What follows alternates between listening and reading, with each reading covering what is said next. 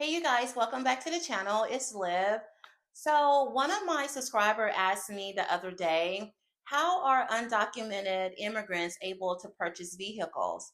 And honestly, that is a question a lot of people are asking right now. So today I'm going to break it down and explain how it exactly works and share my perspective. But real quick, thank you so much for being here and for supporting the channel. I love seeing your comments and questions. It really makes me feel as if we're learning together, and I appreciate that. Also, huge shout out to those of you who have sent in super thanks. I see you. Your generosity truly means a lot to me. If you haven't yet, consider joining the channel membership. It's a great way for us to connect more directly. Plus, you'll get loyalty badges so that I can spot you right away in the comments. All right, let's get into today's topic. Most people don't realize this, but many illegal immigrants in the US actually buy used cars inside the United States, often through cash sales or smaller dealerships that don't require extensive credit checks. Some states even allow undocumented residents to obtain driver license and register vehicles legally as long as they meet insurance and tax requirements. There have also been reports in some states where illegal workers already employed in those offices are offering driver license to illegal immigrants when they come in to apply. I'll link a card to that video up top if you haven't watched it yet. Initially, some undocumented immigrants and others purchase vehicles abroad in countries like Mexico because it's cheaper. However, driving a foreign plated car permanently in the US is risky. It can draw police attention, limit insurance options, and even lead to fines and seizures. This method usually works better for people with dual citizenships or illegal immigrants who live near the border and travel back and forth. For most, though, this isn't the preferred option. Instead, they've learned loopholes in the US system that allows them to purchase vehicles with less risk. I think it's worth noting that when undocumented immigrants come to the US, like Ukrainians and Russians, they cross into Mexico, purchase inexpensive throwaway cars, and drive them into the US to seek asylum, but that's specifically tied to asylum seeking patterns, not illegal immigrants communities residing in the US permanently. So you're raising an important question that has layers to it.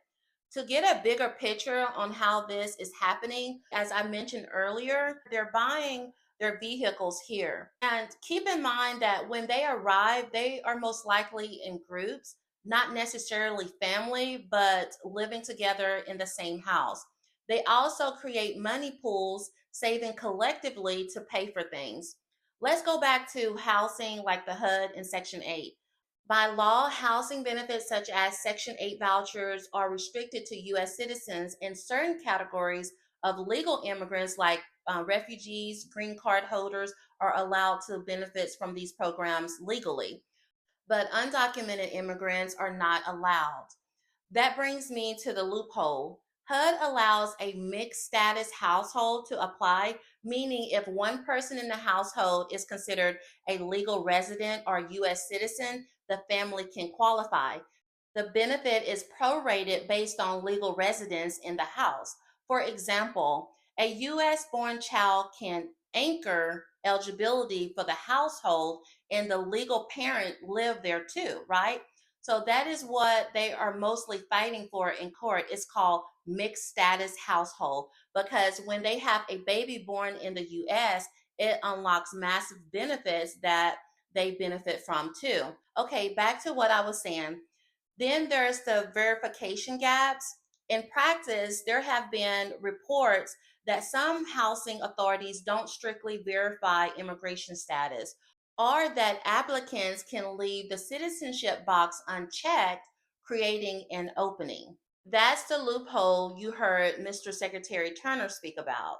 When it comes to jobs and income, undocumented immigrants cannot legally work with valid social security numbers, right?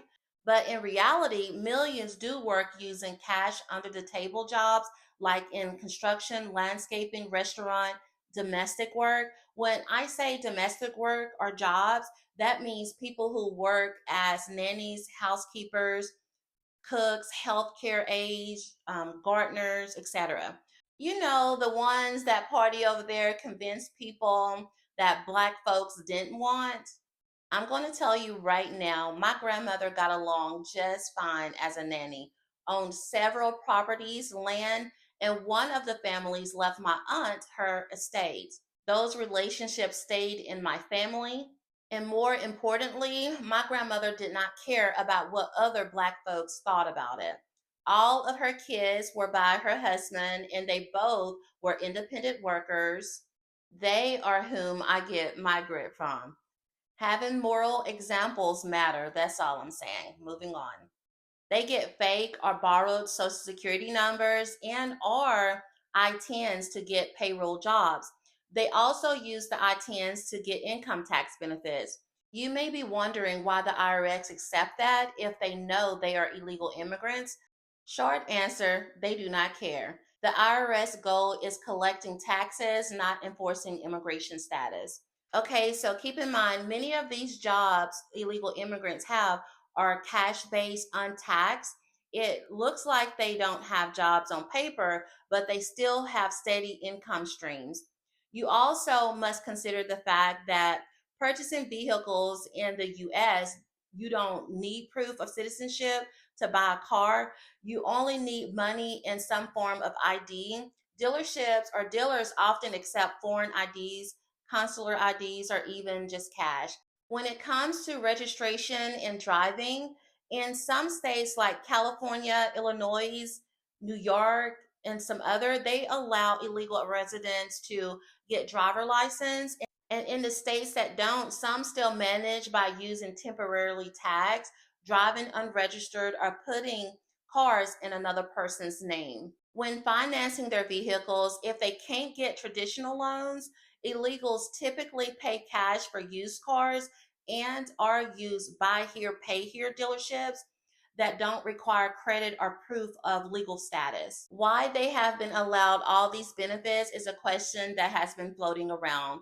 For many Americans, this is frustrating because these programs were originally designed for Black Americans who were promised housing support after reconstructions, but were made eligible for white American families too who qualified, and now are being used by illegal immigrants because of loopholes and weak enforcements.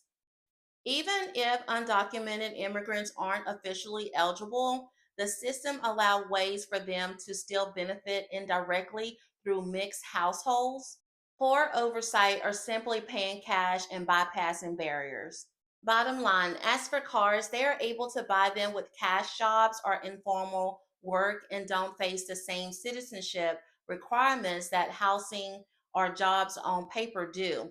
Friendly reminder, they have sanctuary cities that provide them with resources, word of mouth from other undocumented immigrants, a political party that helps fund them with taxpayers' money, free money to afford to purchase a vehicle used or new with cash money.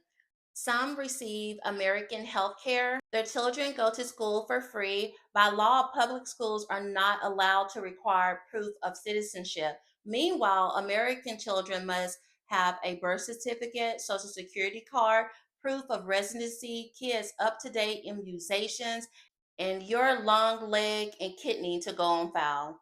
Because, baby, they make sure you check that box.